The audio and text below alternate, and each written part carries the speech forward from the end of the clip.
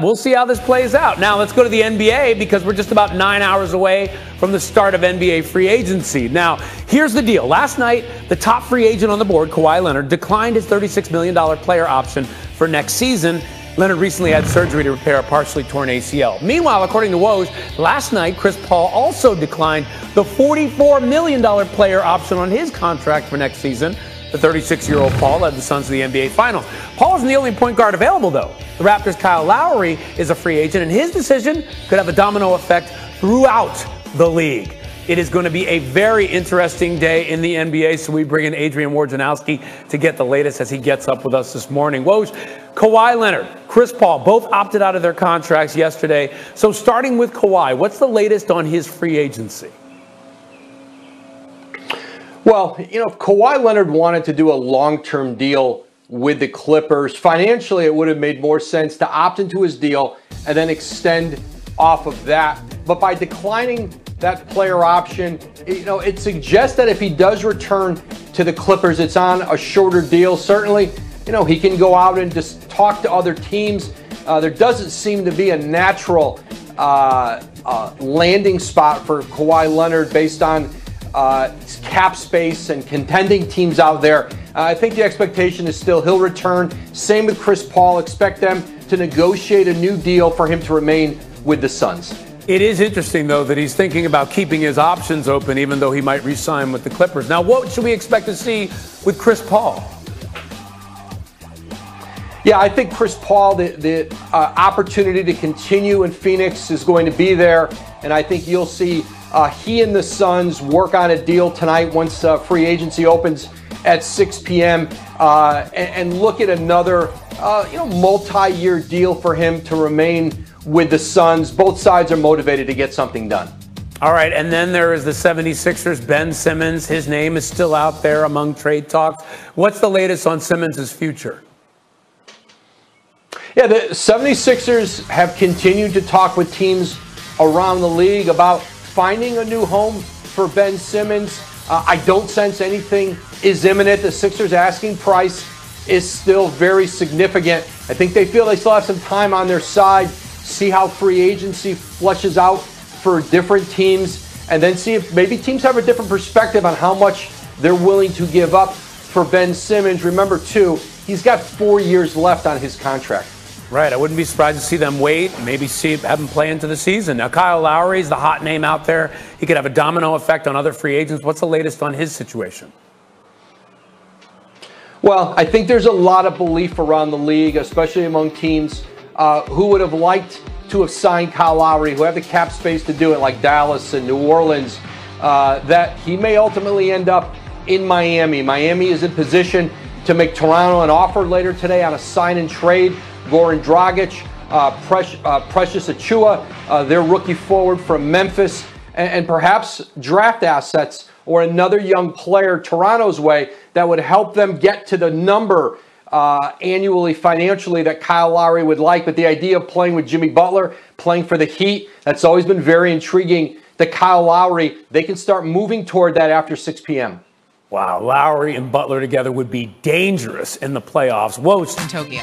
I'm going to go 6 hours. I think Hawaii, 6 hours. I'm going to go 6 hours for 500. 6 hours. Ahead, 6 hours ahead. Okay, I'm like, just 6 hours? No, you're wrong. It is 8:17 p.m.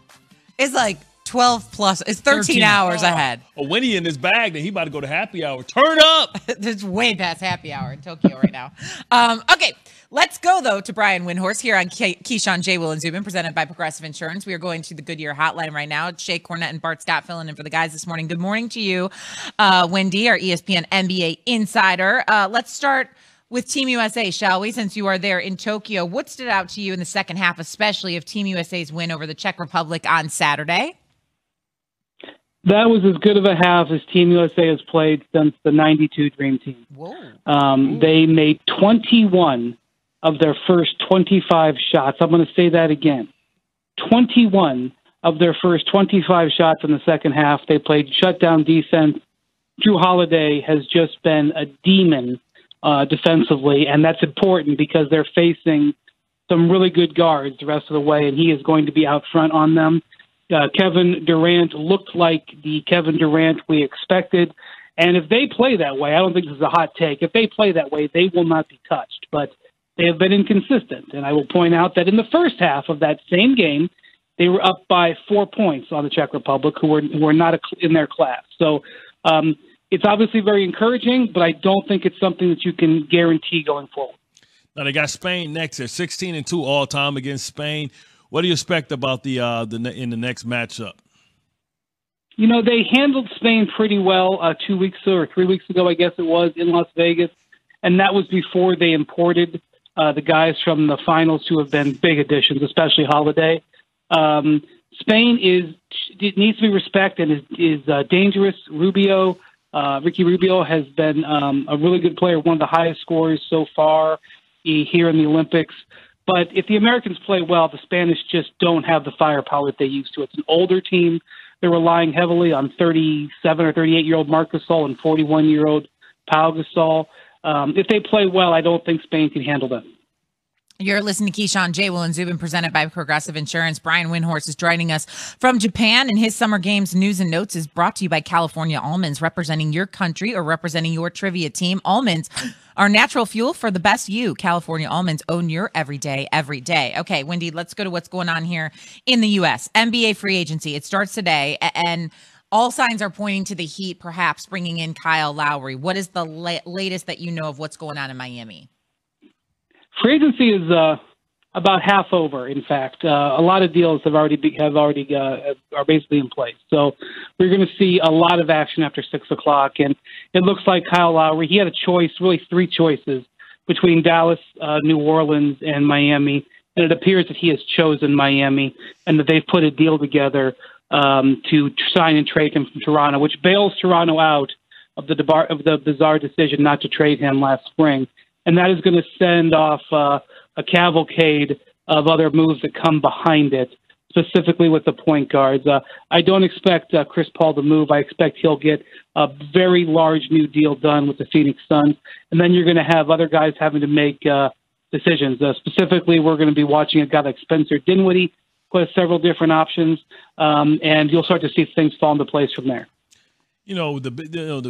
I guess the biggest mystery of all of free agency is when or where does Ben Simmons get traded? What are you hearing about that?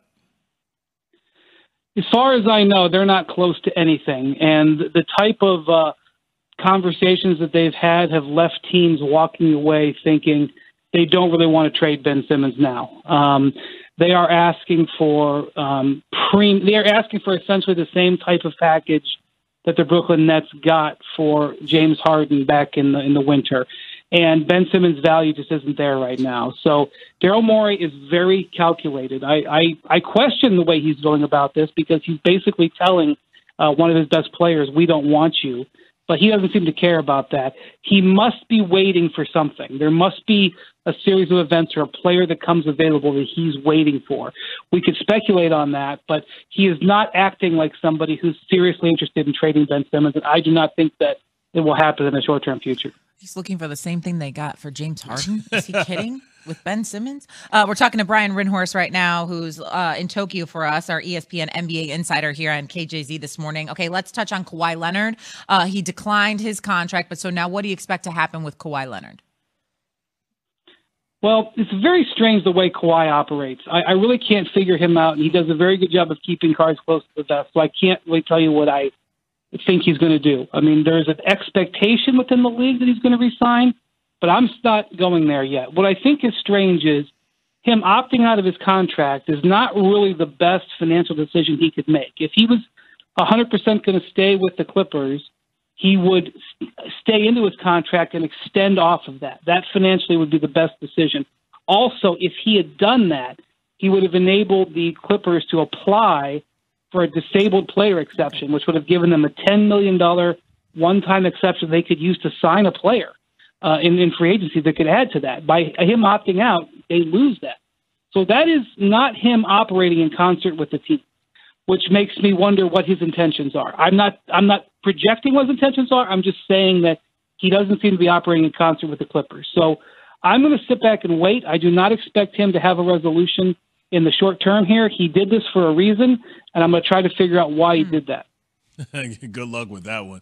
I tell you what, one of the interesting pieces there is Iguodala wasn't retained by Miami, and I know it's going to be a fight out west to see who can get Iggy. Can you see Iggy going back to a reunion with Golden State, or does LeBron convince him to come chase another title? Guys, here's the thing. I honestly believe that the Lakers are going to need to sign 10 minimum players. What you just heard me. 10 minimum players. That means that they are going to have to look for guys to take discounts and fill different roles all across the